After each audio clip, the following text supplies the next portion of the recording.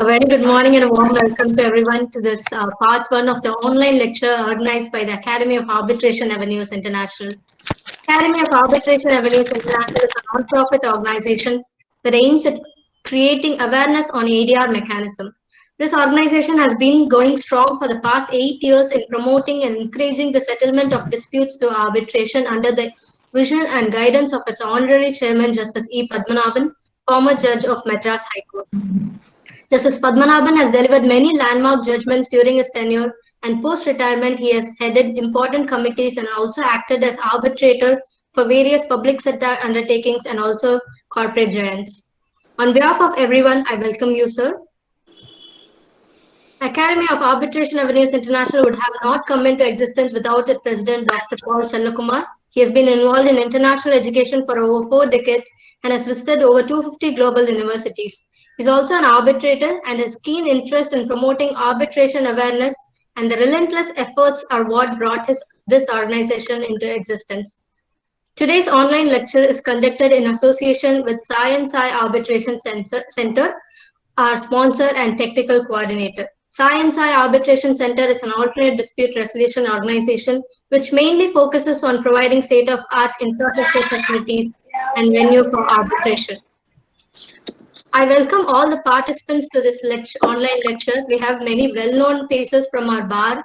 I could see one of my senior, Mr. N. Bhaskaran, also joined us today.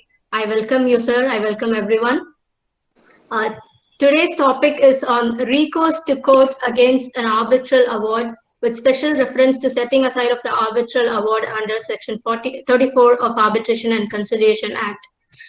Now, I take immense pleasure in welcoming our speaker for the day, Mr. A.R.L. Sundaresan, Senior Counsel, Madras High Court, and the President of the Madras Bar Association. Mr. Sundaresan does not require any introduction among the legal fraternity. He is the senior counsel and has the credit of being appointed as a senior lawyer at a very early age. He practices and specializes in varied branches of law like civil, criminal, taxation, company law, environmental law, etc. The learned senior counsel has appeared for many high-profile and important cases in the state and has represented the government of Tamil Nadu, Reliance Group of Companies, Vedanta, Sun Group of Companies, to name a few. On behalf of everyone, I welcome you, sir, and it is an absolute pleasure having you here today. Thank you, thank you, thank you.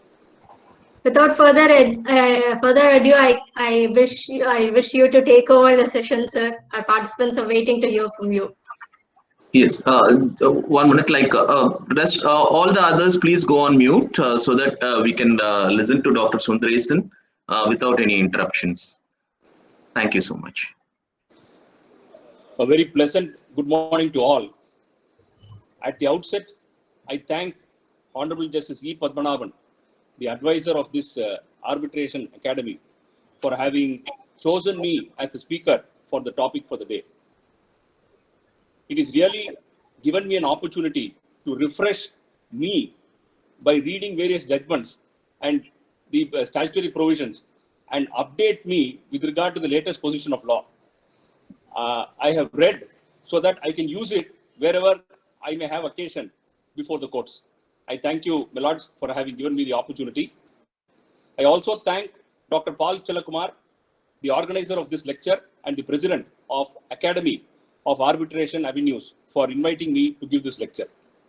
I thank all the learned friends, honorable judges, senior advocates, and friends who are waiting to listen to this lecture. Thank you all. Before going into the topic that has been given to me by Justice Padmanabhan, a small preview as to the necessity for arbitration and how it is different from the normal civil procedure. As everybody knows, adjudication of dispute before the civil courts involves a laborious process, evidence, cross-examination, marking of documents, thereafter a first appeal under Section 96, a second appeal under Section 100. Most probably in every case, there will be a question of law which will be admitted and an appeal, thereafter a specially petition before the Honorable Supreme Court. If it is a suit in the High Court, original suits, it takes a very long time. Original side appeals as against that under letters patent. Thereafter, an appeal before the Honorable Supreme Court by way of special leave. Then comes the problem of execution. As always said, the problem of the decree holder starts only after the decree is granted and he comes in for execution. To undo all these things, the only other method which was contemplated world over and accepted in India is alternative dispute resolution. And to make alternate dispute resolution meaningful, it should definitely be different from what is the process in the normal civil procedure. While having a process which is faster, quicker, and enforcement is also easy, the lawmakers also have taken into consideration that they don't compromise on the quality and the nature of justice delivery system. Therefore, to balance the interest of both, if you scan through the provisions of the Arbitration Conciliation Act, apart from Section 34 on which we are going to concentrate today, the lawmakers have made it very clear it is a party autonomy arbitration. The parties decide that they want to have the dispute adjudicated outside the court. Nobody can be compelled to do it outside the court. Therefore, if a party with his autonomy chooses to have his dispute adjudicated outside the court, then next is the choice of the arbitrator. It can be from a panel of arbitrators, or arbitrators agreed between the parties, or if they are not able to agree, then go to court under Section 11, have the arbitrator appointed.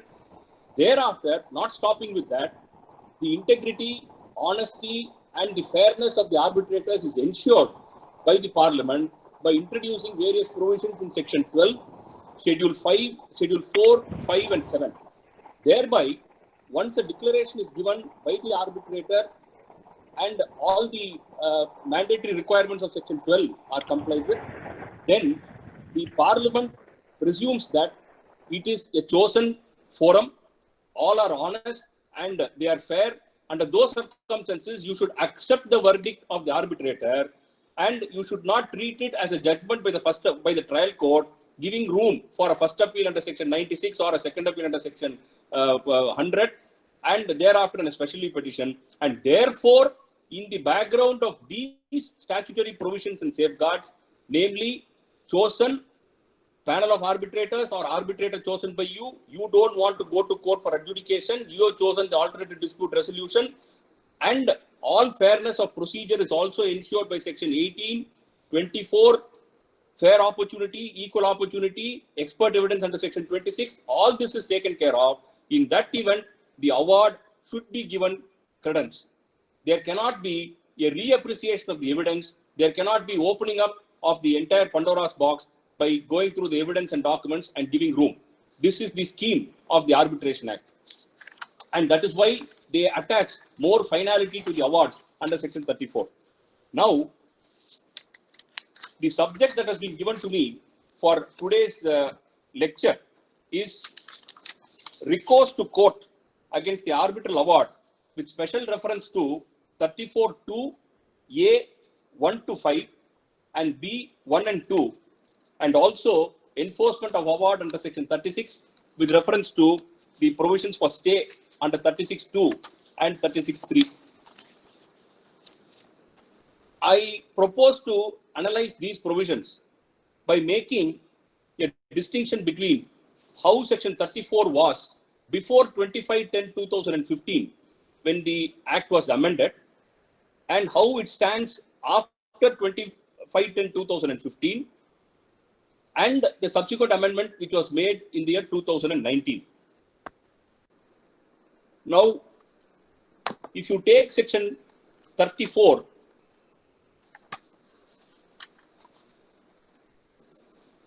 substantial change has been made on 25/10/2015 by amending the explanation. Earlier, Section 34(2)(b) read as follows. The court finds that the subject matter of dispute is not capable of settlement by arbitration under the law for the time being in force, or subclause 2, the arbitral award is in conflict with the public policy of India. The explanation as it then stood was, without prejudice to the generality of subclause 2, it is hereby declared, for avoidance of any doubt, that any award is in conflict with the public policy of India if the making of the award was induced or affected by fraud or corruption, or was in violation of section 75 and 81. 75 and 81 deals with secrecy, confidence, and that in the course of conciliation, what should not be revealed, it should not be revealed, and what has been uttered or what has been offered during conciliation should not be taken advantage of, it should not be admitted as evidence. That part of it. The other part, as it earlier stood, was it is affected by fraud and corruption. Other than that, it was not, no other provision was made. Now, it has been substituted as follows. For avoidance of any doubt, it is clarified that an award is in conflict with the public policy of India only if 1. The making of the award was induced or affected by fraud or corruption or was in violation of section 75 or section 81. That is retained. Thereafter, 2 subclauses are added in the explanation. 2. It is in contravention with the fundamental policy of Indian law. Or 3. It is in conflict with the most basic notions of morality or justice. Then, after having said so, to avoid any doubt on the interpretation and to see that the courts do not take advantage of this provision and interpret the awards and test the awards on a wider horizon, an explanation has also been introduced in explanation 2. For the avoidance of doubt, the test as to whether there is contravention with fundamental policy of Indian law shall not entail a review on the merits of the dispute. Therefore, the Parliament has made it very clear that an award can be set aside if it is in contravention with the fundamental policy of Indian law, but however, for the purpose of testing whether it is in contravention of the fundamental policy of Indian law, you cannot reappreciate the evidence, you cannot review the merits of the dispute. Thereafter, 2A has been introduced on in the same amendment. An arbitral award arising out of arbitrations other than international commercial arbitrations may also be set aside by the court if the court finds that the award is vitiated by patent illegality appearing on the face of the award. Patent illegality, again, when the Parliament on one hand gives room for the court to test the award on the ground of patent illegality and gives the right to an unsuccessful party to seek recourse to arbitration and go to court saying that it is vitiated by patent illegality. On one hand, by giving the remedy, on the other hand, they have again limited the horizon to see that the object of the Arbitration Act is not defeated by giving such recourse to court. They have immediately provided, by way of a proviso, provided that an award shall not be set aside merely on the ground of an erroneous application of law or by reappreciation of evidence. Therefore, before going to the judgments as to how this has been interpreted by the courts, on a bare reading of this explanation, read with the bare reading of section 34 to B2, the award is in conflict with public policy of India. Public policy of India is explained under 3 subclauses. However, they say that it shall not entail a review on the merits of the dispute. Then, so far as patent illegality under 2A is concerned, they say that it shall not be a ground for erroneous application of law or by reappreciation of evidence. Therefore, whatever may be the nomenclature or the phraseology under which you may go to court for setting aside the award, the court cannot review the merits of the dispute. The court cannot set aside the award on a mere erroneous application of law or by reappreciating the evidence and coming to a different conclusion. The award can be set aside only if it fits within what the Supreme Court says, certain pigeonholes which have been provided by the Parliament. Those pigeonholes are, that is the topic that has been given for the day, 34 2A1.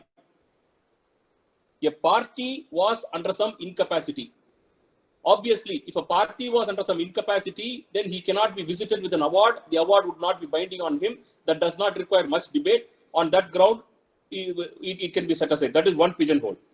The next one, arbitration agreement is not valid under the law to which the parties have subjected or failing any indication thereon under the law for the time being in force. Therefore, an agreement which is contrary to law or an agreement which is void, which cannot form the basis of any agreement, any legal relationship between the parties, that cannot be the basis for an award.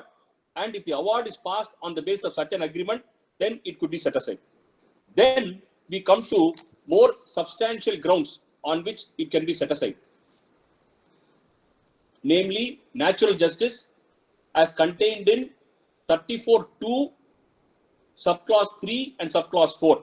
Subclause 3 says the party making the application was not given proper notice of the appointment of an arbitrator or of the arbitral proceedings or was otherwise unable to present his case.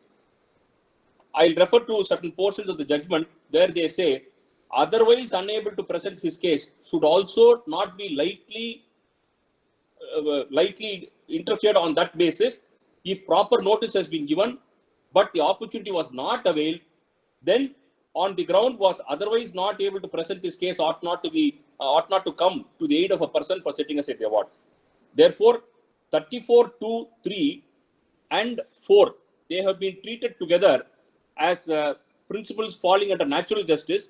The arbitral award deals with the dispute not contemplated by or not falling within the terms of submission to arbitration or contains decisions on matters beyond the scope of the submission to arbitration.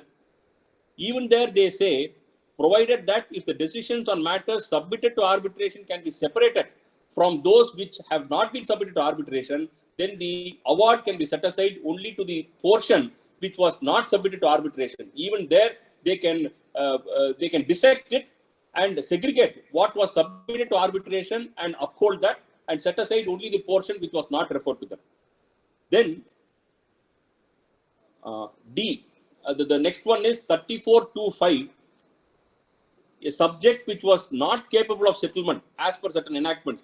There are several enactments which provide for remedy through different tribunals, like matrimonial disputes, rent control remedies.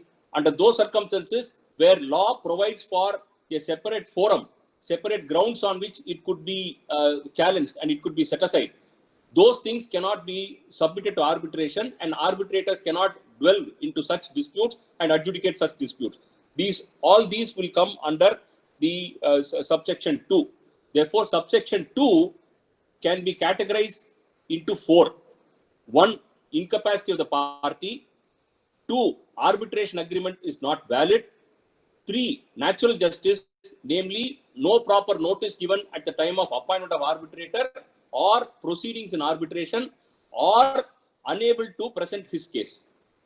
Then defect about the arbitral tribunal. The arbitral tribunal was not constituted in accordance with the agreement between the parties, or the subject matter was not capable of adjudication. These are the areas in which there can be a setting aside and grounds for setting aside.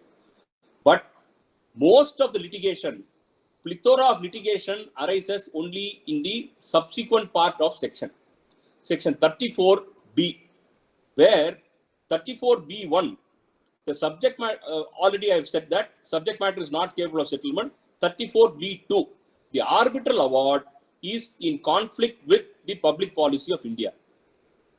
What public policy of India has come up for interpretation in various judgments, starting from 1994, Supplement 1 SEC, page 644, Renusagar Power Company Limited versus General Electric Company.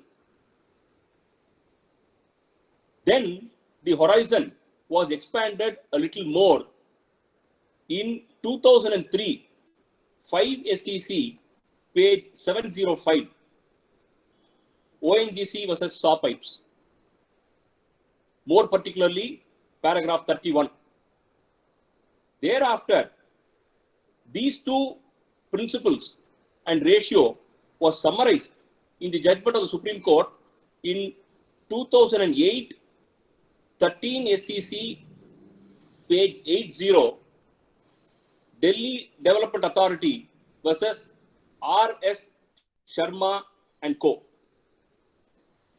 Thereafter, further grounds were allowed as grounds for setting aside by the Honorable Supreme Court, interpreting Section 34 as it stood before 2015 in the judgment in ONGC versus Western Gecko, 2014, 9 SEC, page 263.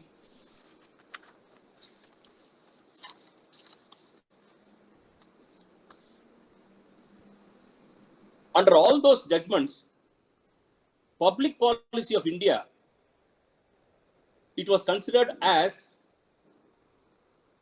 taking within itself, one, if the award is against a proper judicial approach. Two, audi alteram partem has been violated. Fair opportunity was not given, documents were not served, documents were collected behind the back of the person, and rebuttal opportunity was not given, so on and so forth. What was the broadest portion where they expanded the horizon was by including Wednesbury principles, by saying that if the award can be considered as against reasonableness, against fairness, and does not satisfy Wednesbury principles, that also would be a ground for setting aside. This came in ONGC versus Gecko.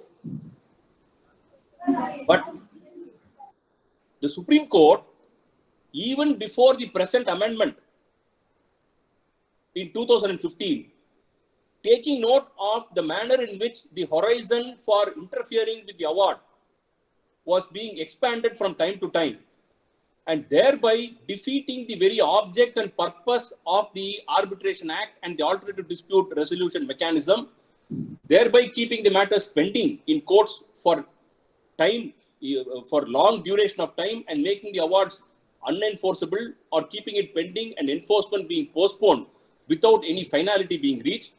The Supreme Court took serious exception to all these grounds on which there could be an interference, and explained public policy again and brought it within a limited horizon in 2015, 3 SEC, page 49.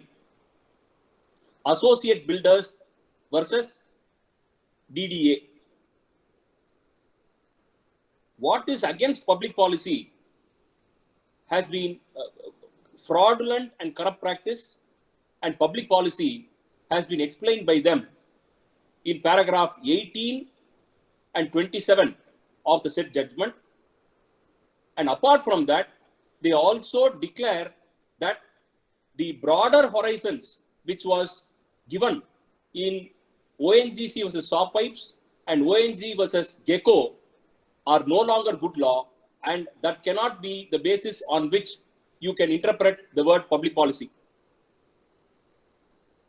Once the said judgment of 2015 3 SEC page 49 came, soon it was followed by the 246th report of the Law Commission of India, where they said that commercial contracts cannot be enforced if such a long rope is given for adjudication before the courts, and recourse to courts should be restricted. It should be in accordance with the international practice and international law. Only then India can become a hub for arbitration, and parties will choose India as the forum for arbitration.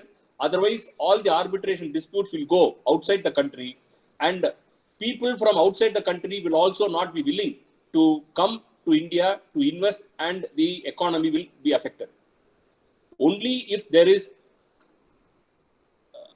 a time limit by which a dispute can be adjudicated and the awards can be enforced, and there is no uncertainty commercial contracts can be expected and the economy can flourish. This was the report of the 246th Law Commission report, pursuant to which the amendment was made.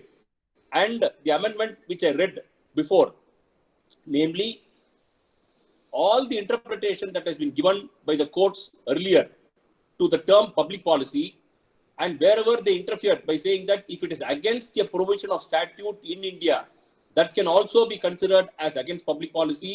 If evidence is wrongly interpreted, that can also be considered as against public policy. All those have been undone by explaining what is against public policy and clarifying what is against public policy by introducing explanation 1, namely fraud or corruption, contravention with fundamental policy of Indian law, and conflict with most basic notions of morality. Thereafter, patent illegality under 2A. Except for this, there is no other ground on which it can be challenged on merits, and that was ensured by the amendment which was brought in after the 246th report. Now, the grounds which are now available for recourse to court against an arbitration award, it will be useful to refer to one judgment of the Supreme Court which takes note of all earlier judgments and also the compartments in which each ground which is available under section 34 can be fitted in. That is 2019 15 SCC page 131 in the case of SsangYong Engineering and Construction Company Limited versus National Highways Authority of India.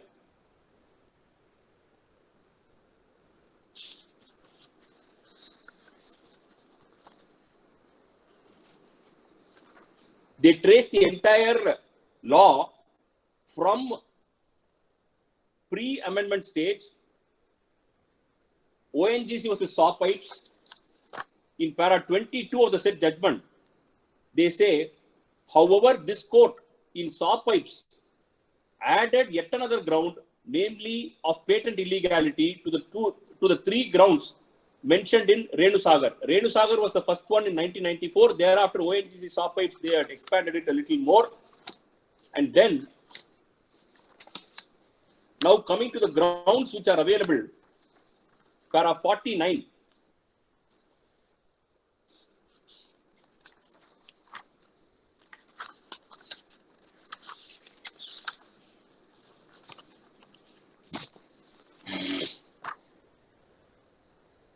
Under section 34 2A3, one of the grounds of challenge of an arbitral award is that a party is unable to present its case. In order to understand the import of 34 2A3, they refer to 3 provisions. If a party is unable to present his case, we will have to go back to the other provisions provided in the Arbitration Act as to what is the duty of the arbitrator, what are the opportunities which the arbitrator has to give to the parties, and what is the defect in that, which can be read along with 34(2)(3). Now, if you see section 18 of the Act, equal treatment of parties. The parties shall be treated with equality, and each party shall be given a full opportunity to present his case. Next comes the safeguards contained in section 24, hearings and written proceedings. Under 24(3), all statements, documents, and other information supplied to or applications made to the arbitral tribunal by one party shall be communicated to the other party, and any expert report or evidentiary document on which the arbitral tribunal may rely in making its decision shall be communicated to the parties. This is a procedural fairness. If this is not done, then the other party who might not have knowledge about what has been introduced by the adversarial party may not be able to respond to it.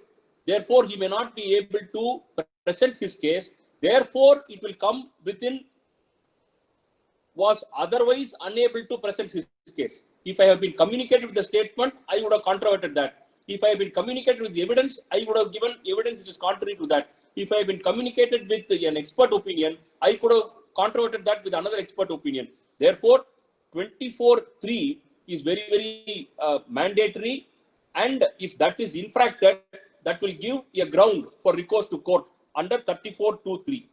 Next one is 26.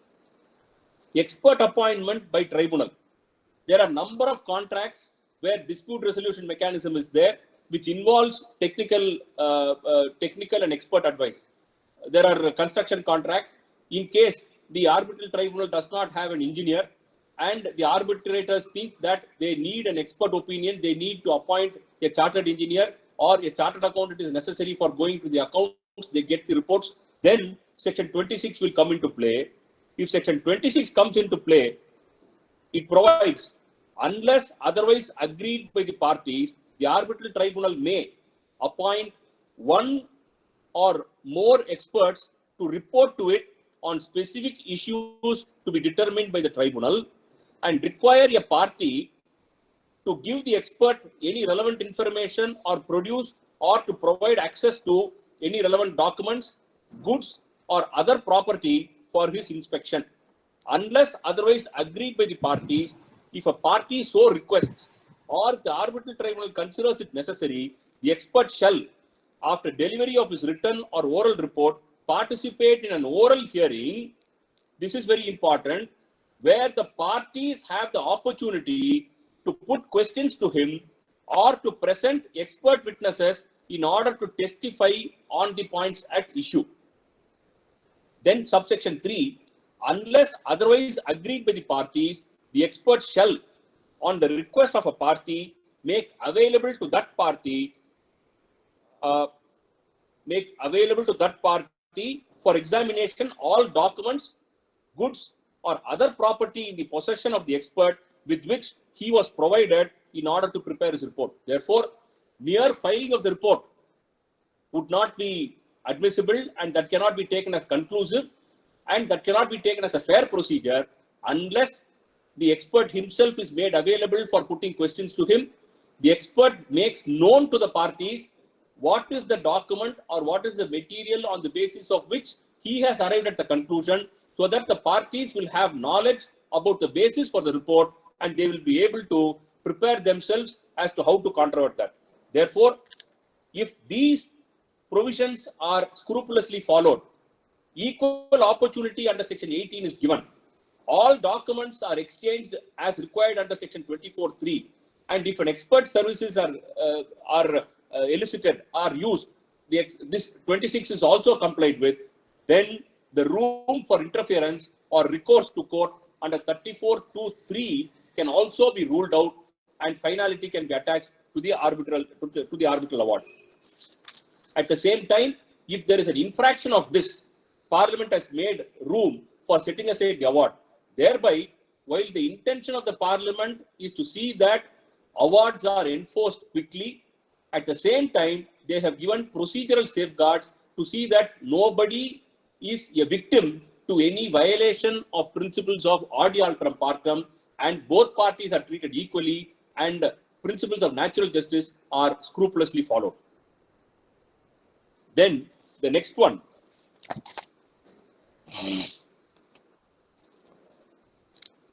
Then 34(2)(a)(4), that is the next ground for interference.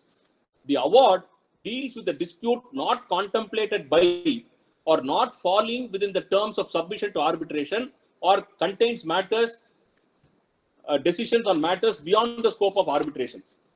For this, it will be useful to refer to paragraph 58 of the judgment in SsangYong case.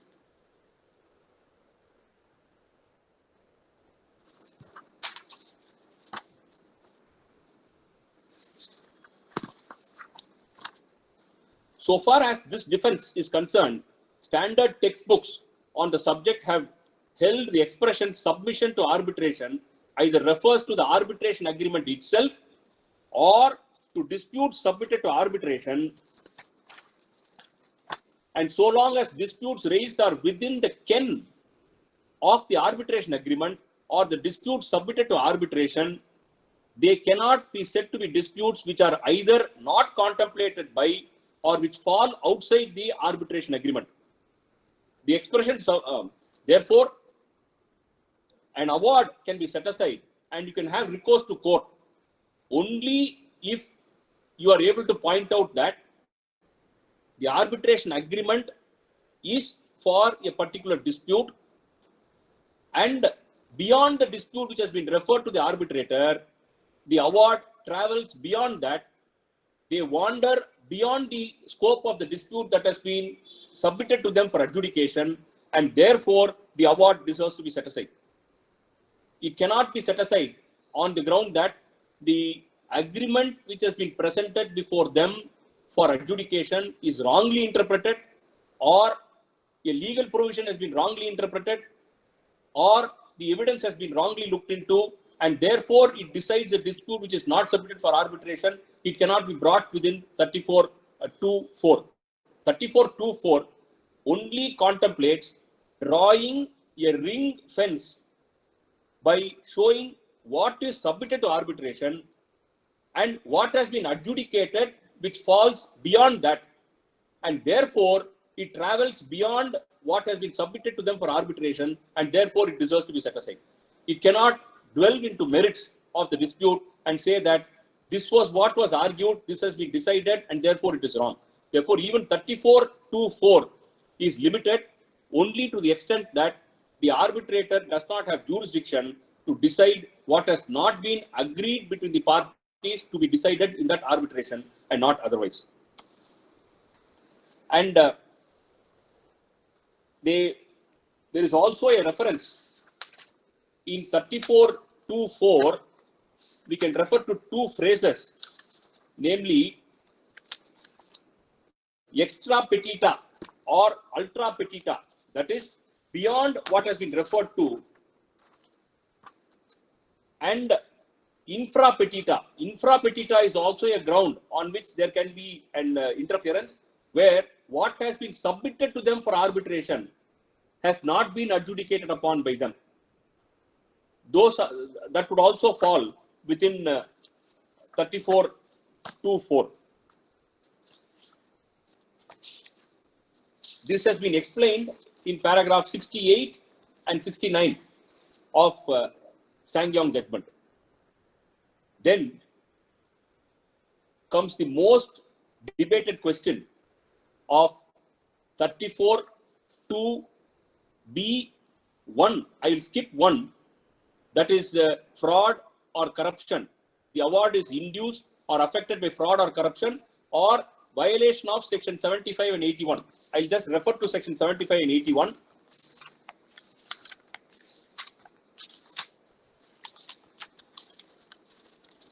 (75) deals with confidentiality. Notwithstanding anything contained in any other law for the time being in force, the conciliator and the parties shall keep confidential all matters relating to conciliation proceedings. Confidentiality shall extend also to settlement agreement, except where its disclosure is necessary for the purpose of implementation and enforcement. And 81, admissibility of evidence in other proceedings.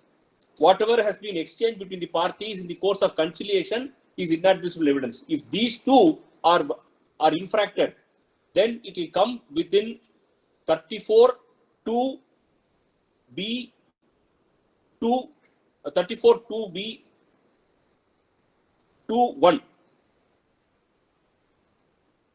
or if it is award is induced, affected by fraud or corruption.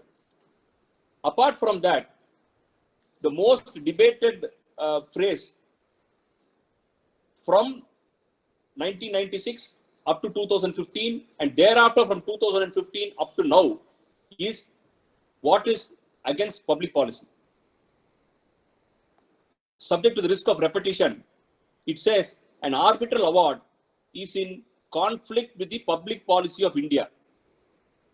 Public policy of India, how it has got to be interpreted, has been referred in para 34 of the SsangYong judgment. 2015, judgment. Solra.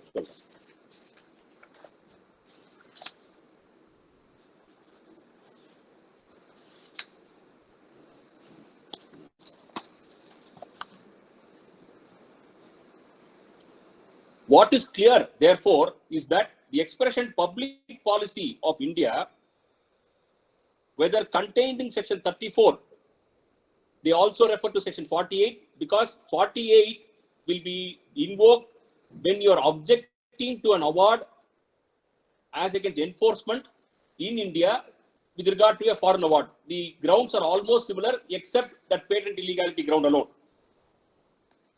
Public policy of India, whether contained in section 34 or in section 48, would now mean the fundamental policy of Indian law as explained in paragraph 18 and 27 of Associate Builders case.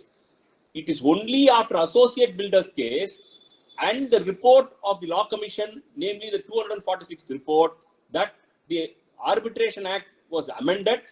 Vast amendments were made, more particularly under section 34, where they explained what public policy is and did not leave it to the discretion of the court. The object was it should not be left to the discretion of the court, so that the court can very easily interpret and expand the horizon of what is against public policy. Therefore, the legislature thought it fit that what is against public policy should be explained in the provision itself, so that the courts would know what is the horizon within which they can travel and they can test the award. Then, fundamental policy of India, they reiterate the principles as in Renusagar case, that is 1994, and therefore the wider expression which was given in Western Gecko and ONGC versus Saw Pipes was held as no longer good law. And however, principles of natural justice is concerned, that was taken note of and brought within the net of against public policy of India, because it is nobody's case, that it can be nobody's case that any award which is against principles of natural justice can still be considered as fair and proper, and it is not affecting the public policy of India. That cannot be a proposition which can be accepted. Therefore, that was accepted as a ground for setting aside. And then, now if we refer to paragraph 18 and 17 of Associate Builders case, 2015, 3 SCC, page 49, because that is the fountain from which all the amendments and the subsequent judgments have come.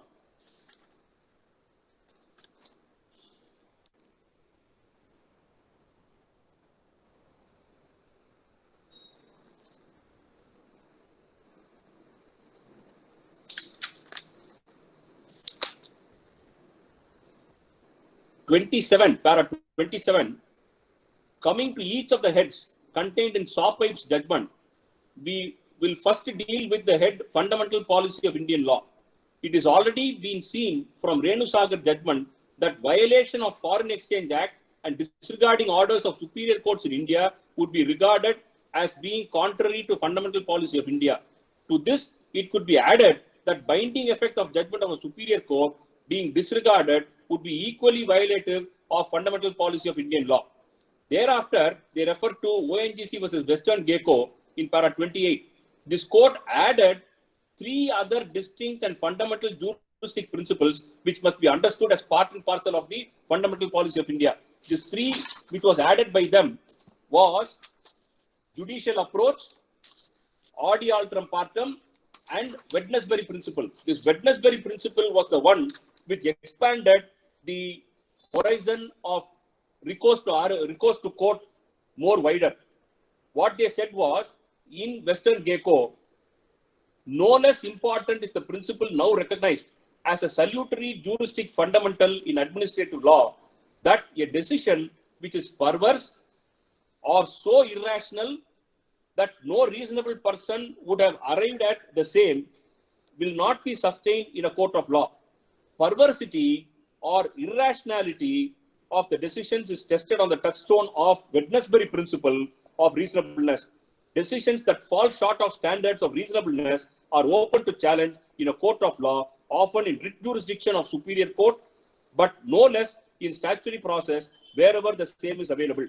Therefore, this was an expansion of what was not available in section 34 itself, and they interpreted public policy to include this Wednesbury principle also.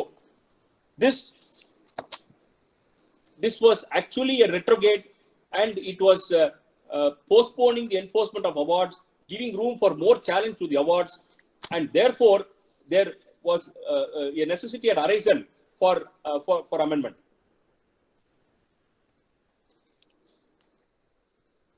Then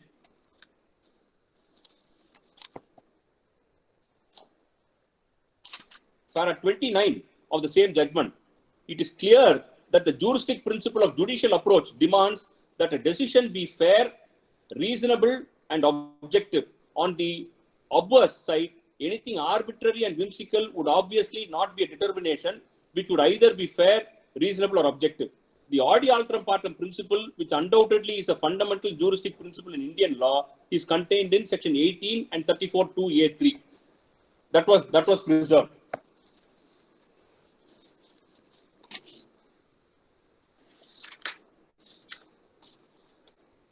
And then next we come to what was considered as a patent illegality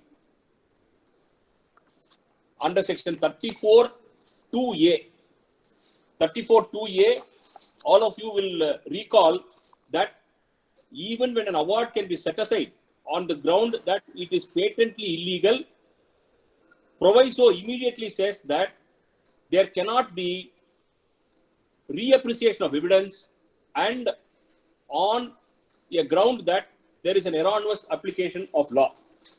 Now, how the Supreme Court has interpreted this part of section 34(2)(a) of the Act is that paragraph 37 and 38 of the judgment.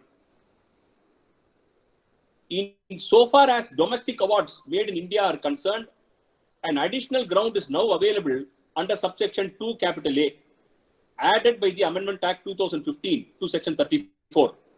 Here, there must be patent illegality appearing on the face of the award, which refers to illegality, which refers to such illegality that goes to the root of the matter, but which does not amount to mere erroneous application of law.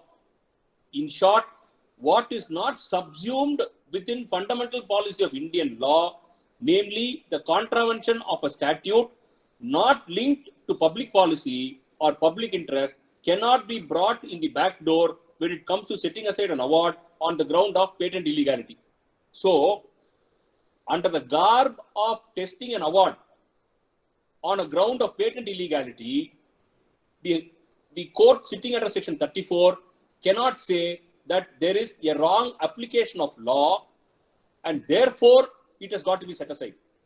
Wrong application of law is not a ground to set aside because explanation 1 subclause 2 says it is in contravention with the fundamental policy of India.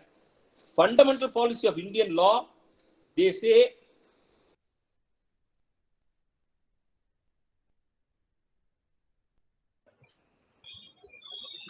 Sundaresan sir, your audio is on mute, sir. Can you mute? And Mr. Ashok Kumar, please do not mute Mr. Sundaresan. Yes. Now, yeah, I'm unmuted. I'm sorry. Yes. Therefore, the explanation 1 and 2 for the term public policy all have to be read together as a whole, and you cannot pick portions of that and say it comes under one clause and therefore I am entitled to it, even though if it does not come under the other clause.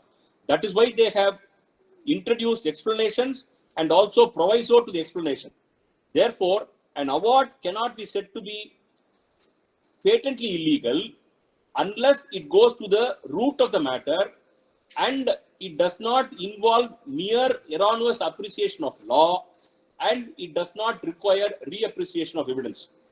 Then, para 38 they say, secondly, it is also made clear reappreciation of evidence, which is what an appellate court is permitted to do cannot be permitted under the ground of patent illegality appearing on the face of the award. Therefore, the award on the face of it should be patently illegal. It should go to the root of the matter. It should not require a process of reasoning to be arrived at on the basis of reappreciation of evidence to come to a conclusion that this award is erroneous and therefore this award is patently illegal. Then the very question of patently illegal loses significance, and what you are not able to do directly, you are trying to do through the backdoor method, and therefore that should not be allowed. That is what is the law that is laid down by the Supreme Court in SsangYong case. Then they also say, refer to paragraph 42(1) of Associated Builders case. Now we go back to 2015. Karthik, the Associated Builders case. 2015, 3 SEC, page 49.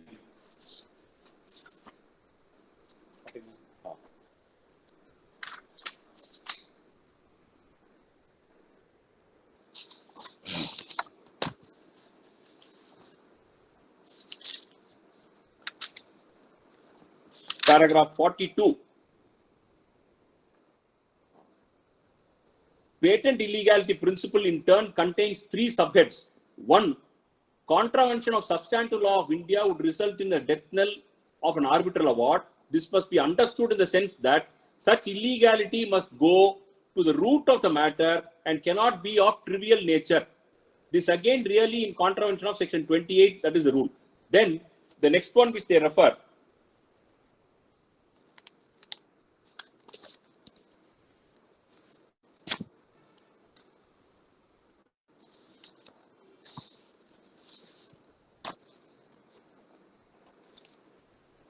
Para 42(2), a contravention of Arbitration Act itself would be regarded as patent illegality. For example, if an arbitrator gives no reason for the award, which is in contravention of section 31, and then the construction of terms of the contract is primarily for the arbitrator to decide. This is paragraph 40 of SsangYong judgment. Unless the arbitrator construes the contract in a manner that no fair-minded or reasonable person would. In short, the arbitrator's view is not even a possible view to take. Also, if the arbitrator wanders outside the contract and deals with matters not allotted to him, he commits an error of jurisdiction. This ground of challenge will now fall within the new ground added under 34(2)(a). This was expounded even before the amendment in Associated Builders case, which has now come in the form of a statutory provision, and the statutory provision has been interpreted by the Supreme Court and explained in paragraph 40.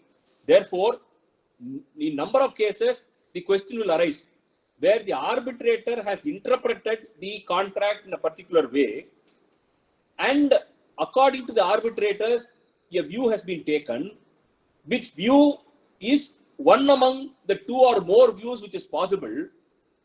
A party cannot have recourse to court and say the other view is a correct view and this view ought not to be a correct view. If one view is possible and the arbitrators have taken that view, then because of the scheme of the Arbitration Act and the intention and the objective of the Arbitration Act, the court should not be allowed to examine as to whether A view is correct, which is also one of the possible views, or B view is correct, which is also one of the possible views. The court can interfere in the rarest of rare cases only if it falls within a meaning that no person could have arrived at such a conclusion in the appreciation of the contract. What they say is, no fair-minded or reasonable person would arrive at such a conclusion, or the arbitrator's view is not even a possible view that can be taken. Only under those circumstances, so far as interpretation of the terms of contract is concerned, it can be considered as coming within patent illegality.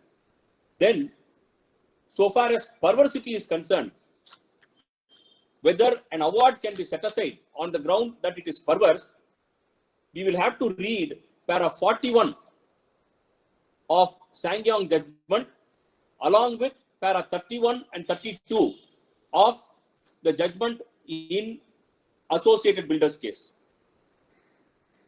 Para 41 of Sangyong case, what is important to note is that a decision which is perverse, as understood in para 31 and 32 Associated Builders case, will no longer being a ground for challenge under public policy of India, would certainly amount to a patent illegality appearing on the face of award. Thus, a finding based on, please mark it, a finding based on no evidence at all, or an award which ignores the vital evidence in arriving at the decision would be perverse and liable to be set aside on the ground of patent illegality. The question may crop up. The explanation says there cannot be reappreciation of evidence. Then how are we to arrive at a conclusion on the basis of evidence?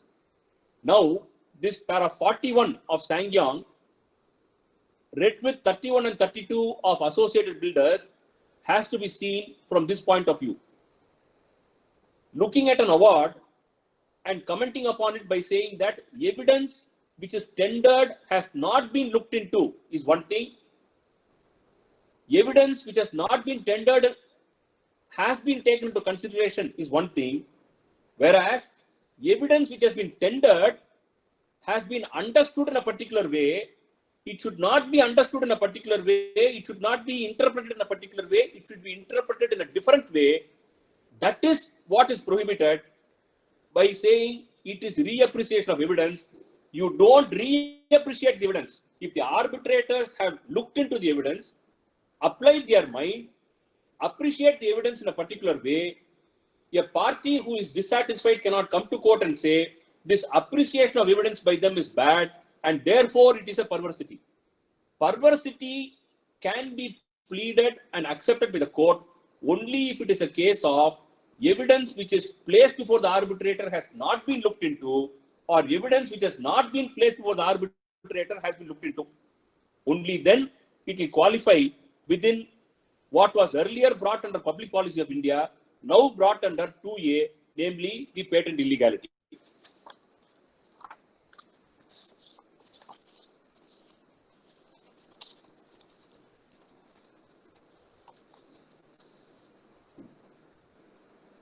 Then, one other ground on which interference or objection to the enforcement of the award was accepted by the Supreme Court is 2020 SEC Online, page 381, in the case of NAFED versus Alimenta, Supreme Court, page 381.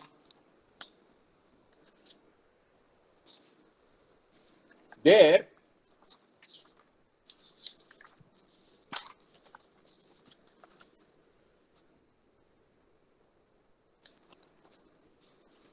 paragraph 61,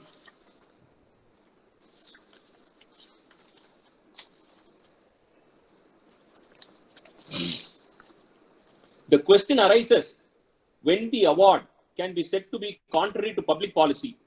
The court considered the issue in several decisions. The expression public policy concerning agreement relates to the public policy of the country where the award is enforced, where it is a foreign award. But then section 48 and 34, they are almost in pari materia except one portion that is not necessary for us. After that, they refer to Renusagar, ONGC versus Sophites, and it is said public policy used in section 34 is required to be given a wider meaning. It can be stated the concept of public policy connotes some matter which concerns public good and public interest. What is for public good or public interest, or what would be injurious or harmful to public good or public interest, has varied from time to time. However, the award which is on the face of it patently in violation of statutory provisions cannot be said to be in public interest. This is paragraph 31 of ONGC versus SAW Pipes, which was the law at that point of time. But what was the law at that point of time has now been undone by saying that an award cannot be set aside by merely saying it is contrary to a provision of law. But however, in this judgment in NAFED, the Supreme Court has said an award which was passed outside the country cannot be allowed to be enforced here, since the contract could not be performed by NAFED because of certain directions which were given by the Government of India preventing export, and therefore the contract cannot be said to have been breached. If the foreign award saying that the contract is breached is allowed to be enforced, then it will amount to enforcing an award which is contrary to public policy of India, because according to the policy of India, a particular commodity ought not to be exported, and therefore NAFED was not able to export it, and hence the breach was on account of a prohibition in law. Where there is a prohibition in law and a party could not perform his part, he cannot be burdened with any damages. If you burden him with the damages, then if the award is allowed to be enforced, then it will be against public policy. This is a slight expansion of what was said in Sangyong case, and they say that if there is a violation of any provision of law, even then it can be under certain circumstances brought within against public policy of India.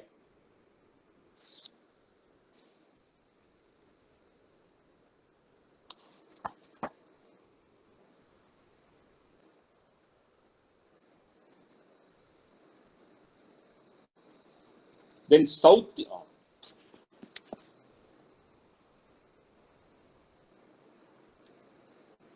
one other judgment I'll refer to, I have it in my phone.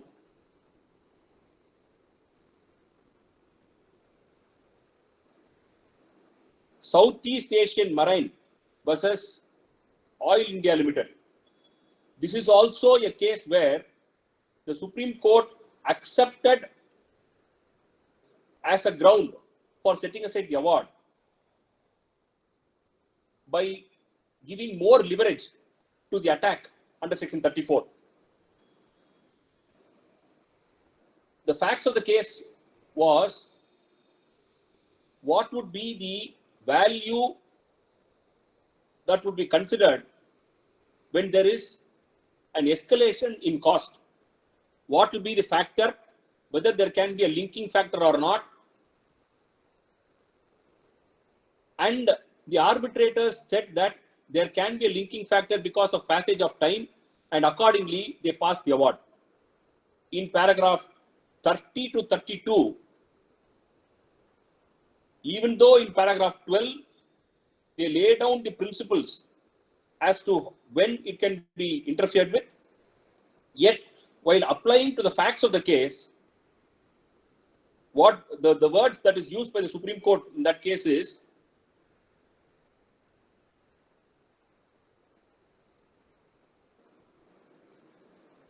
the interpretation of the arbitral tribunal to expand the meaning of clause 23 to include change in rate of HSD, high-speed diesel, is not a possible interpretation of this contract, as the appellant did not introduce any evidence which proves the same.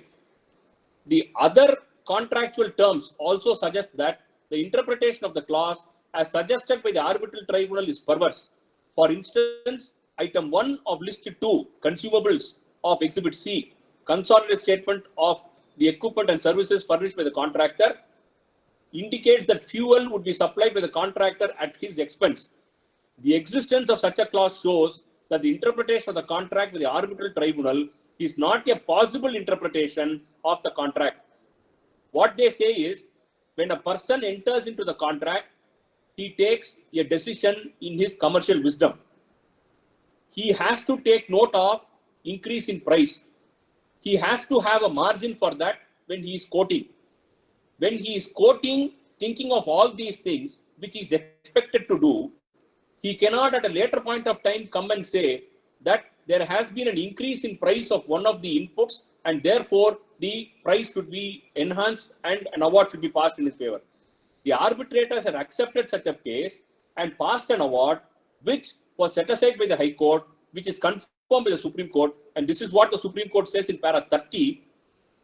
From the aforesaid discussion, it can be said that the contract was based on a fixed rate. The party, before entering the tender process, entered the contract after mitigating the risk of such increase. If the purpose of the tender was to limit the risk of price variations, then the interpretation placed by the arbitral tribunal cannot be said to be a possible view, as it would completely defeat the explicit wordings and purpose of the contract. There is no gainsaying that there will be a price fluctuation which a prudent contractor would have taken into margin while bidding in the tender. Such price fluctuations cannot be brought under clause 23 unless specific language points to the inclusion. Therefore, going back to the salutary principle, arbitrators cannot decide a case on the basis of equitable principles, on the basis of ex debito justitiae, on the basis of inherent power which a normal court may have, or which the constitutional courts may have under Article 226, or the Supreme Court may have under Article 142. Arbitrator is a chosen judge, chosen by the parties, appointed in terms of the agreement to interpret the agreement and adjudicate the dispute within the four corners of the agreement. The arbitrator cannot rewrite the terms of the contract and say this would be more fair, this would be more reasonable, and therefore the party who has suffered on account of fluctuation of price or on account of some other situation ought to be compensated. If he does so, then the arbitrator or the arbitral tribunal is wandering beyond the contract, replacing the contract, and under such circumstances, it is perverse.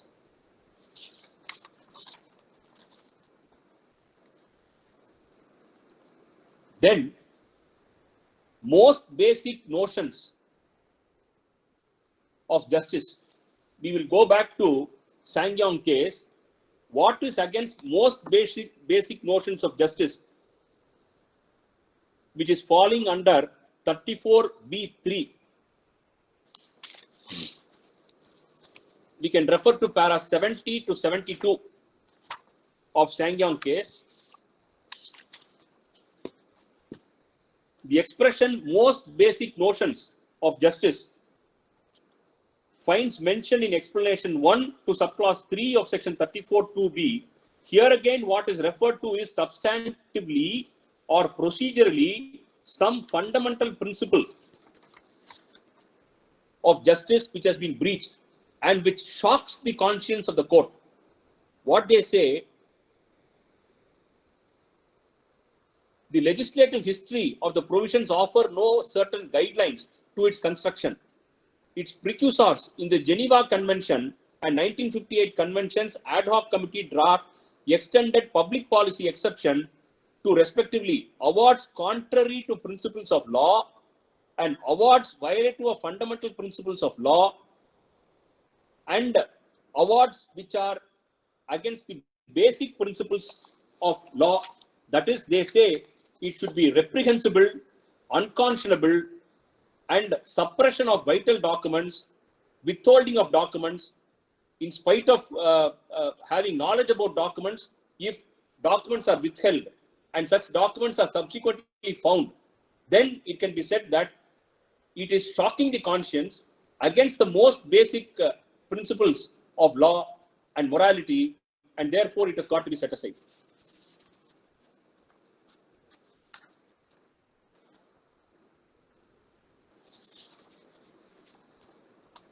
And therefore, now I can sum up so far as the grounds which are available for setting aside.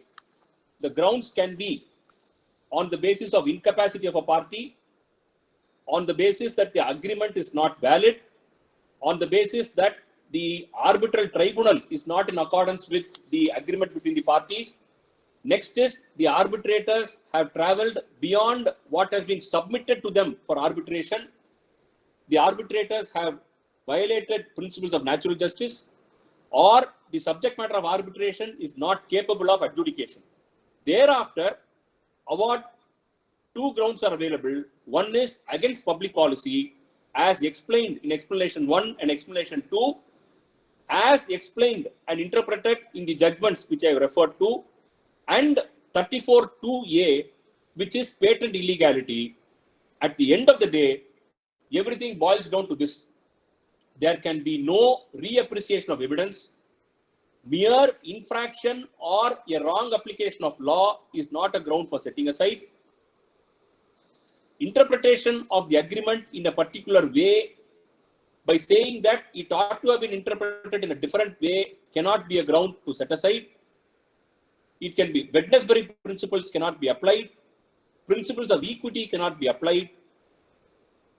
Award can be set aside not by reappreciation of evidence as provided under section 96, where it is a court of facts and a court of law, and even as available under section 100 on a question of law by merely saying that a question of law has been wrongly applied, whereas an award can be set aside only if it is patently illegal, which patent illegality should go to the root of the matter without involving any reappreciation of evidence and not on a mere wrong application of law, or it is vitiated by fraud or corrupt practice or infraction of section 75 and 81 or against the fundamental principles of law of India. Except for these circumstances, the recourse to arbitration award before the court ought to be ruled out, and if these strict principles are applied before the court and the practitioners restrict their arguments within these pigeonholes, then the real object of the Arbitration Conciliation Act can be achieved and the adjudication under section 34 can be shortened. Otherwise, section 34, indirectly we are converting it into a first appeal and taking the court through the evidence, through the documents, and saying this is wrong, that is wrong, that is not the object, that is not the purport of section 34. Now, I will go to the second part of the job that has been given to me today, namely the enforcement of the award and what is the present position under section 36(2) and subsection 3. Here,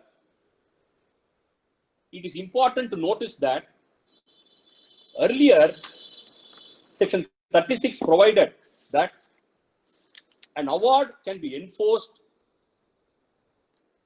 where the time for making an application to set aside the arbitral award under section 34 has expired, or such application having been made, it has been refused. The award shall be enforced under the Code of Civil Procedure in the same manner as if it were a decree. Therefore, execution was available only after finality reached under section 34. In other words, if an aggrieved party files a petition under section 34 within the time that is granted, then it amounts to an automatic stay and the award cannot be enforced till the section 34 case is over. This had resulted in defeating the achievement of the objects of arbitration and alternate dispute resolution. Section 34 petitions are kept pending for 1 year, 2 years, or 3 years. The award cannot be executed in the meanwhile because of the automatic stay. Therefore, as opined by certain courts and by the Law Commission, an amendment was introduced to section 36, and it now reads after 25/10/2015 as follows: where the time for making an application to set aside the arbitral award under section 34 has expired, then subject to the provisions of subsection 2, such award shall be enforced in accordance with the provisions of the Code of Civil Procedure in the same manner as if it were a decree of the court. Subsection 2 provides where an application to set aside the arbitral award has been filed in the court under section 34, the filing of such application shall not by itself render that award unenforceable unless the court grants an order of stay of operation of the said award, arbitral award, in accordance with the provisions of subsection 3 on a separate application made for that purpose. Therefore, mere filing of a petition to set aside would not amount to stay unless a separate application is filed under section 34 subsection 2. If a petition under section 34 subsection 2 is filed, what the court has to look into is impose conditions. Don't grant a blanket stay. Section 34 subsection 3 says, upon the filing of an application under subsection 2 for stay of the operation of the arbitral award, the court may, subject to such conditions as it may deem fit, grant stay of the operation of such award for reasons to be recorded in writing, provided that the court shall, while considering the application for grant of stay in the case of an arbitral award for payment of money, having due regard to the provisions for grant of stay of money decree under the provisions of the Code of Civil Procedure, namely Order 41, Rule 5 CPC. In case of a money decree, there is no automatic stay. The court has to impose conditions with regard to that. Order 41, Rule 5.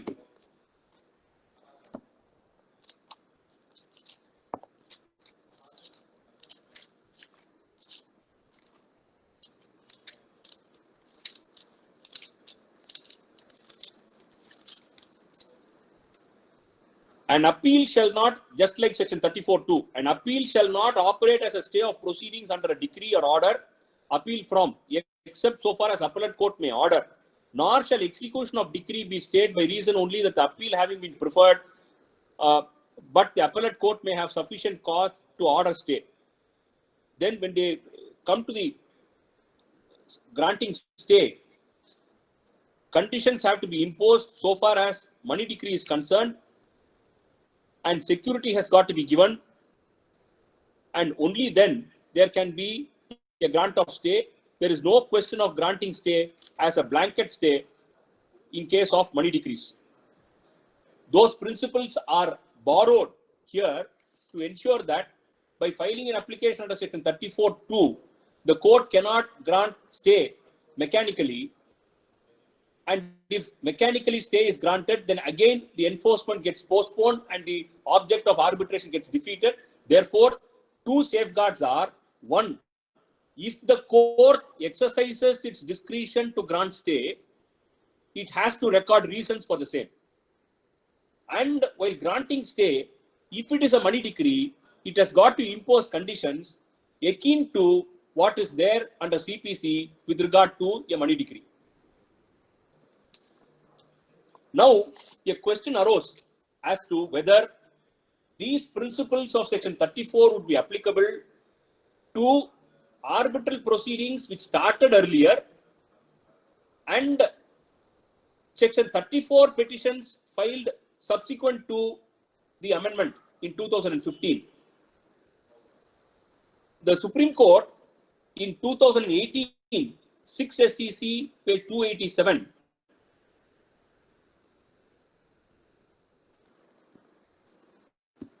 in the case of BCCI versus Kochi Cricket Private Limited, in paragraph 75 to 78 of that judgment, held that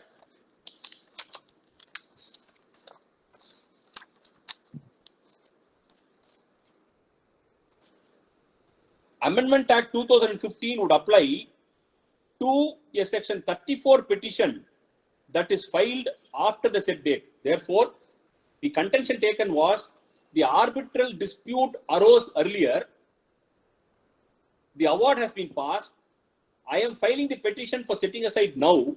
Even though I am filing the petition for setting aside now, you cannot give retrospective effect, and you cannot say that I should comply with filing a stay petition under 34(2) and invite an order of stay subject to conditions under 34(3). I should be governed by the old law. That plea was negated by the Supreme Court in BCCI case. When it was negated by the Supreme Court in BCCI case, the Act was amended and Section 87 was introduced in the year 2019. And if we see Section 87, 87 says this came into effect on 9/8/2019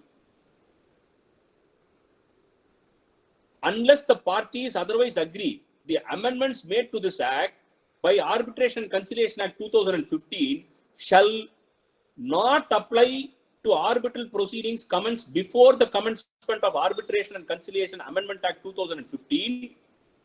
2. Court proceedings arising out of or in relation to such arbitral proceedings, irrespective of whether such court proceedings are commenced prior to or after the commencement of Arbitration and Conciliation Act 2015. Therefore, the Parliament introduced this provision. Thereby, they said that these provisions will not apply to arbitral proceedings which commenced before, and also will not apply to court proceedings which have commenced before or even after the amendment if the court proceedings relate to arbitral proceedings which commenced earlier. Therefore, in a given case, arbitral proceedings commences in January 2015 and the award is passed in September 2015. Time for filing the setting aside petition expires only in November 2015. The petition for setting aside is filed in November 2015 first week. According to BCCI case, it will be governed by the new provisions. But according to the amendment introduced to section 87, it will be governed by the old provisions because the court proceeding starts on account of and flows from an arbitral proceeding which started earlier. This again causes a setback to enforcement and the object of the amendment itself gets defeated. And fortunately, there was a challenge to these provisions before the Supreme Court, and the Supreme Court, in the case of Hindustan Construction Company versus Union of India, reported in 2019 SCC Online Supreme Court 1520, they hold that this is a retrograde amendment, and the argument on behalf of the Union of India by the Attorney General was where a date is given as the crucial date for coming into force of an amendment, the discretion lies within the Parliament, and Parliament can fix any date as a particular date and give effect to it. But that argument was negatived by the Supreme Court in paragraph 59. Paragraph 58 is a submission on behalf of the Union of India by the Attorney General. Paragraph 59 and 60, the Supreme Court says, in the present case, the challenge is not to fixing of 23/10/2015 as a cutoff date, as the aforesaid date is the date on which 2015 Amendment Act came into force. For this reason, the aforesaid judgments have no application. Instead, what has been found to be manifestly arbitrary is the non-bifurcation of court proceedings and arbitration proceedings with reference to the aforesaid date, resulting in improvements in the working of Arbitration Act 1996 being put on a back burner. This argument of the Attorney General of India also therefore must be rejected. The result is that BCCI judgment referred supra will therefore continue to apply so as to make applicable the salutary amendments made in 2015 Amendment Act to all court proceedings initiated after 23/10/2015.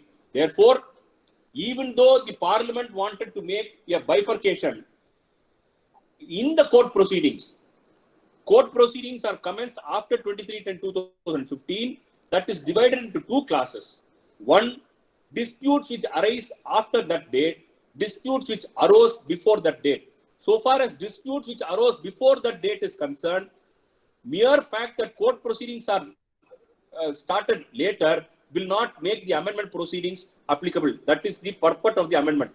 That amendment is a retrograde step. It defeats the very object, and therefore BCCI judgment, which was sought to be undone by this amendment, has been held to be manifestly arbitrary and illegal, and therefore that that part of the amendment has been held as not good law. Therefore, the position which stands today is that where an award is passed, it is enforceable in all circumstances where Section 34 is filed after the commencement of the Amendment Act 2015. Unless there is a stay petition filed under 34(2), and if a petition for stay is filed under 34(2), the court cannot mechanically grant an order of stay.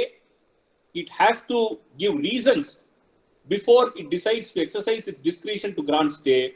And even if stay is granted, if it is a question of money decree, they have to follow the principles of CPC and impose conditions for deposit of money, impose conditions for furnishing security, etc. And therefore, the object sought to be achieved is reduce the recourse to courts against the award and enhance the speed of enforcement. That is the object of Section 34 and 36 as it stands today. Thank you very much for the opportunity that has been given to me. And I again say, I had an opportunity to go through the Act, go through the judgments, and I have enriched myself in my knowledge a little bit. Thank you very much. Thank you very much. Thank you, sir, for that wonderful lecture on the recourse to court against arbitral award. And it's something we'll be able to put into real use in our legal practice. Your detailed explanation and citations have helped us a lot. Mr. Sundaresan? Yes, brother. There may be some doubts that may be raised by way of questions by these. Yes, brother. To the best of my ability, I will answer, brother. Oh, yes, that is better. Madam, you can invite a few questions so that you can get explanation. Let them not say that I have not.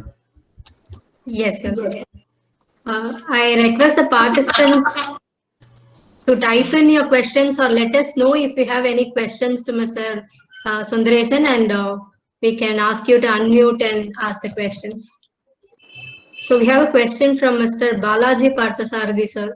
What is the recourse if Section 34(6) is not followed? 34(6). Yes, sir.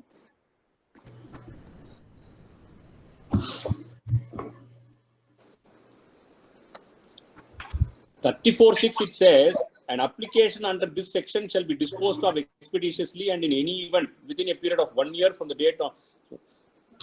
See, 34(6), it has to be read only as directory because there is no consequence that has been given. See, nobody can be faulted or nobody can be prejudiced for an act of court. I come to court within time under Section 34 because there is a time within which I can file my petition. There is a time within which there can be a condemnation. Beyond that, there is no scope for challenge. Once I do it, and the court, on account of its calendar, is not able to dispose of the petition under Section 30, as required under Section 34(6), the party cannot be affected. A request can only be made to the court for expeditious disposal by bringing it to the notice of the court that it is pending for some time. But if the courts now, after the constitution of the Commercial Courts Act, establishment of separate divisions for taking up these cases, we can only expedite this process. There can be no adverse consequence to the petitioner under Section 34 on account of the fact that the petition is not disposed of within a particular time. See, any law, whether it is directory or mandatory, depends upon the consequences that is spelled out if what has been spelled out there is not done. Even though the word used is an application under this section shall be disposed of expeditiously, this shall be disposed of expeditiously is a mandate given by the Parliament to the court. A party cannot be affected if that is not done by the court because of its burden. Thank you so much, sir. Otherwise, the respondent can keep a petition pending for more than 1 year and then say there is no more remedy, the award has to be executed. I think Balaji Parthasarathi, that answers your question. We have another question, sir, from Mr. Shivakumar Subramaniam. Can we file petition under Section 34 either in District Court or High Court? Yes. Yes, you can file it either there or here, but if it is a foreign award, it has got to be filed in the High Court. Thank you for the clarification, sir. We have another question from Tejo Hari. Sir, when there is a registered mortgage deed, the financial institution has mechanically went into an arbitration proceedings additionally and passed an award. Shall we challenge it? If the award, see, you will have to bring it within any one of these pigeonholes. Suppose if the arbitration, you're a signatory to the mortgage. If the mortgage contains an arbitration clause, and so far as enforcement of a mortgage is concerned, it is provided under CPC.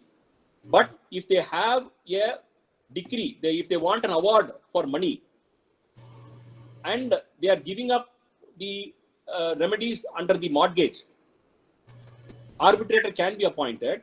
And if the arbitrator is appointed without notice to you, then it will come under section 34(2). It will come under section 34(2) subsection 3. Or if the arbitrator is appointed in violation of the safeguards provided under section 12, there is no declaration. Suppose the financial institutions, mostly they will have a panel of arbitrators. Those arbitrators might have conducted proceedings more than 3 or 4 in a year. If those grounds are available, the award can be challenged. Thank you, sir. I think there's a follow-up clarification by Mr. Tejo. He says there is no arbitration clause in the mortgage deed. If there is no arbitration clause, then there is no jurisdiction at all. It will come under all the, you have not submitted yourself to arbitration. Therefore, the arbitrator has acted without jurisdiction. Certainly, it can be set aside. Thank you so much, sir. Tejo Hari, I think it would have solved your query. We have a follow-up question from Mr. Balaji Parthasarathy. Is section 34(5) discretionary or mandatory? An application, it is mandatory. It is mandatory. They use the word shall, and it also says that an application under this section shall be filed by a party only after issuing prior notice to the other party, and such application shall be accompanied by an affidavit by the applicant endorsing compliance. This is a statutorily introduced caveat. Earlier, if a person contemplates that somebody may go to court and ask for ex parte interim orders, they lodge a caveat.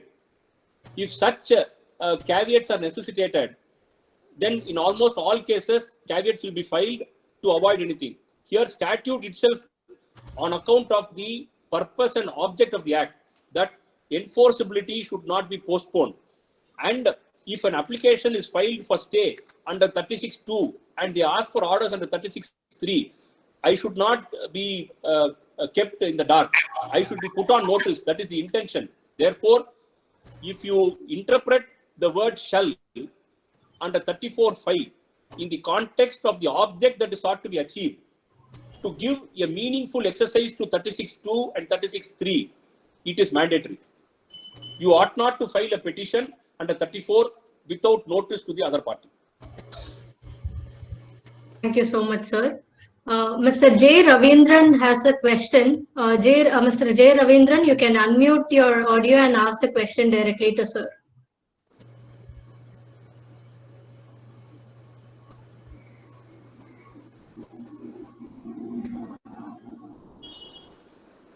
Mr. Ravindran, are you there in the line?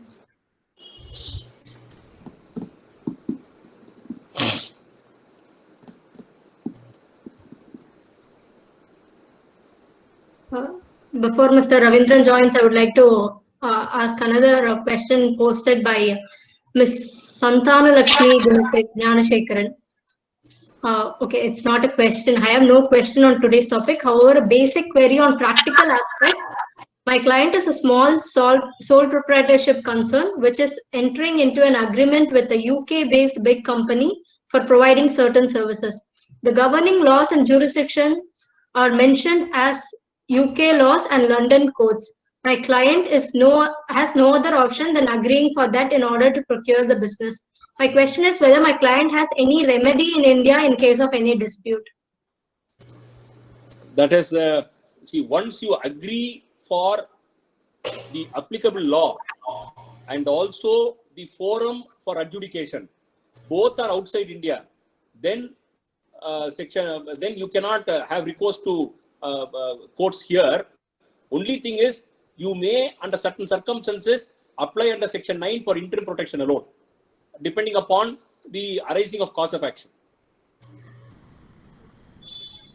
Thank you so much, sir. If you agree for foreign law, that is substantive law, curial law, seat of arbitration, if these three are agreed to a place outside India, then it becomes international commercial arbitration, and the applicability of this part, except for Section 9, will not be there. Section 9 will be applicable subject to the agreement between parties and other things.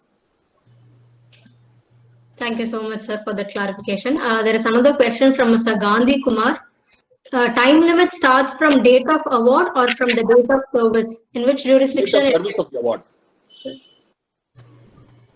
Thank you, sir. And Mr. Premanand also has a question. In 2015, an ex parte award has been passed and an award has been communicated to the other party. Till date, execution has not been filed by oversight. Second time notice has been sent to the other side. Will the aggrieved other side has changed to set aside the award? Any precedents? Any chance to set aside the award? No. Cause of action arises only once. A second notice of the award does not give a second cause of action. The award, once it is pronounced and communicated by the learned arbitrators, that will be the starting point of the starting point of limitation for filing a setting aside petition under Section 34. It cannot be a second cause of action cannot arise. Yes, sir. Thank you, sir. And Mr. Anvit Kumar wants to know the jurisdiction to file application to set aside an award. Section 34 has to be filed. Recourse to a court against an arbitral award, the court has been defined. See, this will have to be seen like this. 34 has to be read along with Section 42. Notwithstanding anything contained elsewhere in this part or in any other law for the time being in force, where with respect to an arbitration agreement, any application under this part has been made in a court, the court alone shall have jurisdiction over the arbitral proceedings and all subsequent applications arising out of the agreement, and arbitral proceedings shall be made in that court or in no other court. In case any interim applications are filed in a particular court, which court has also been defined under the Act. I'll come to that now. If an application under Section 9 is filed, then challenge under Section 34 should also go only to that court. If two or more courts may have cause of action, may have territorial jurisdiction, parties are bound to go only to the same court if earlier an application has arisen under the same agreement. But the word court has been defined under Section 2.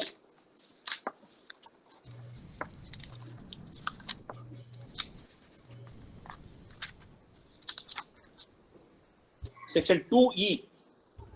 In case of arbitration other than international commercial arbitration, the principal civil court of original jurisdiction in a district and includes the High Court in exercise of its ordinary original civil jurisdiction, having jurisdiction to decide the questions forming the subject matter of arbitration if the same had been the subject matter of a suit.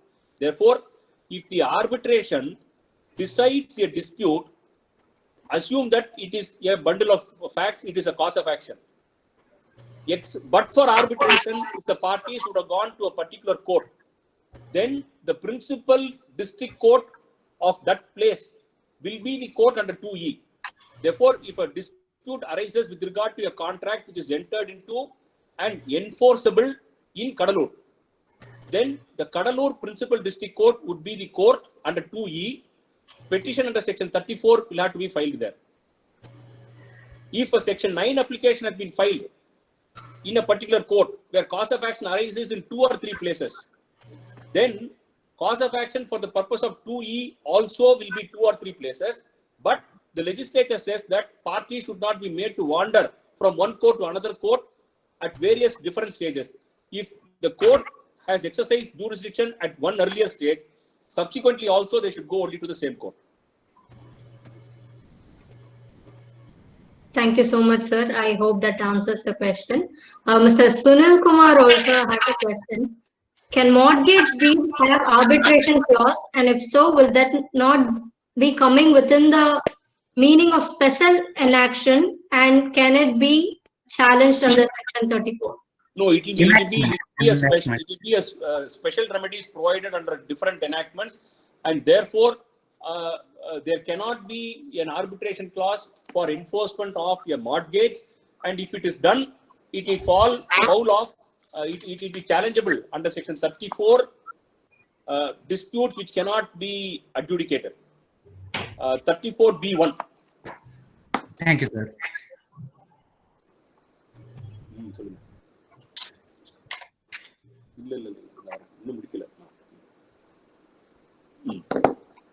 Any further questions? There are a few more questions, sir, if you would like. Yes. Sir, thank you so much, sir. So, Nagasundram has a question. If Justice Padmanabhan has got time, then we can go ahead. We should not hold the Honorable Judge for long. No problem, no problem. Ms. Nagasundram has a question. Would there be a ground for challenge to award on the basis of mandate of arbitrator? Come back. Would there be a ground for challenge to award on the basis of mandate of arbitrator? Mandate of the arbitrator, you mean that the mandate has expired? Would Nagasundram, No, if the award, yes. See, if the now there is a time limit that has been prescribed under Section 29 of the Act. The arbitrators have to complete the proceedings within a particular time. If they don't do it within a particular time, their mandate ends. So if I understand the question as an award which is passed beyond the mandate, whether it's a ground for setting aside, yes, that is a ground for setting aside because it will be one without jurisdiction. But now, to see that parties are not affected and this time limit concept is not used to set aside the awards, now the amendment has been made. The time will start running only from the date on which the pleadings are complete. So after the pleadings are complete, the arbitrators have to complete the proceedings within a particular time. And if they don't do it within a particular time, the mandate ends. If the mandate ends, then they can't pass the award. Subject to extension of time by consent of parties and subject to further extension of time by orders of court.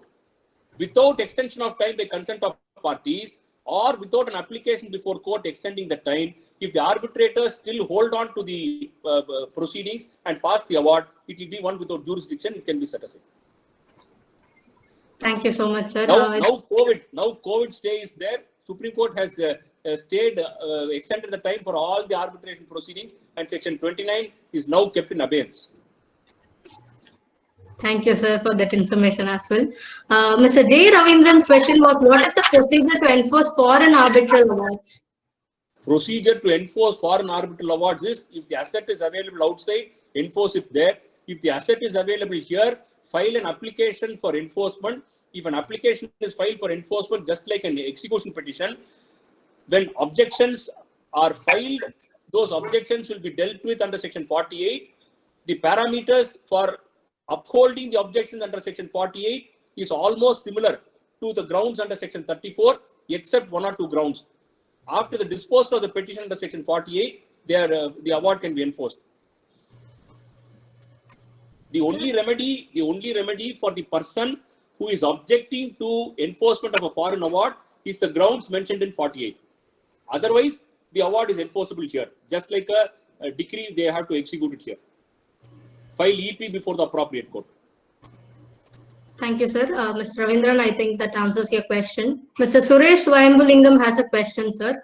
Arbitrator has passed the portion of award without any prayer by both parties on his own. Can it be set aside? It will be set aside because it is it adjudicates a dispute which is not submitted. it will come under 32(2) subclause 4. Dispute which is not contemplated and dispute which is not submitted to him. One more question from Balaji Parthasarathi. Whether arbitrator is to be made party under section 34? In many cases, arbitrators are not made party, especially in cases filed before district courts. No, the earlier practice was they were being made parties only for the purpose of getting the record from them. But now there is a direction that they ought not to be made parties. Thank you, sir, for the clarification. I think there's just one more question left from Mr. E. Venkatesh Babu.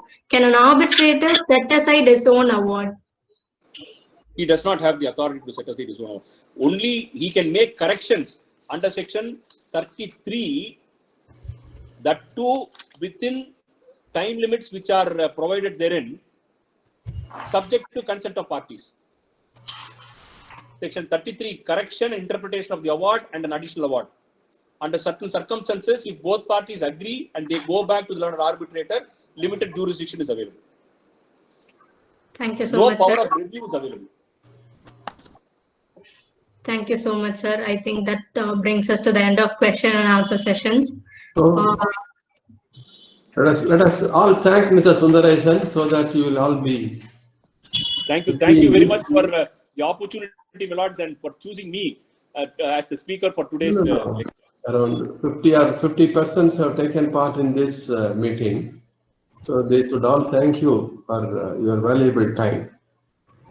Thank you very much. It was useful for me also.